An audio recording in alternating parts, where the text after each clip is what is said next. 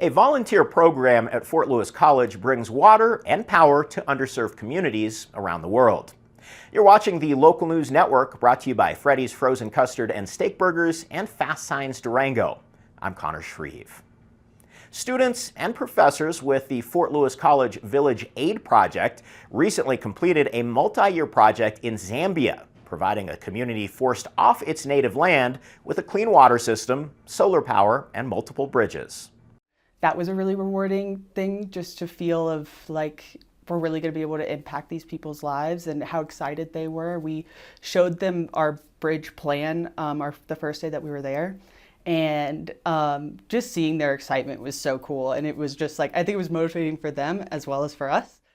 Soon-to-be junior Sydney Flower says her first year working with Village Aid Project was inspiring.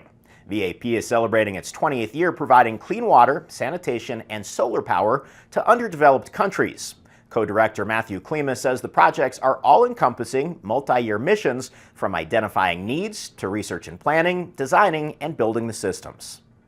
And then about a month before, we send them all the designs for like where the pipe network's going to go, and the community digs all that trench line, or the majority of it, before we even arrive there. So when we arrive there, it's really just laying the pipeline systems, building the cement structures that we need to build, building whatever wood structures we need to do, locating solar panels and putting pumps in, and working with the community in training them to do that.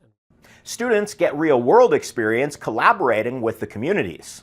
If you want a system to be sustainable, you can't just come and give something to a community, because then they don't have ownership of it. They weren't involved in the process, so they don't tell their children that I helped build this, you know? And so if they work with the whole process, like, oh, I know how to glue the pipe, I know how to fix this, water spigot. So when that breaks, a cow backs into it for whatever reason, they know how to fix it. Flower, who worked on the bridge team, says the trip encouraged her to keep studying.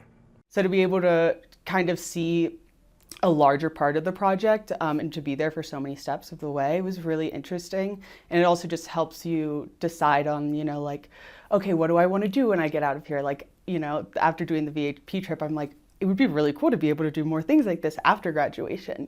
Like, I don't want this work to stop for me when I graduate.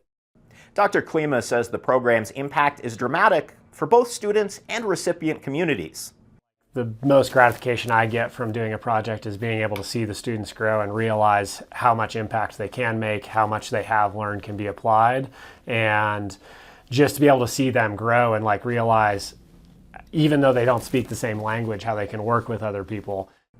Village Aid Project is planning its fall fundraiser with plans to continue to help to provide clean water and energy to communities worldwide through students at Fort Lewis College. Find more information about this and other stories at durangolocal.news.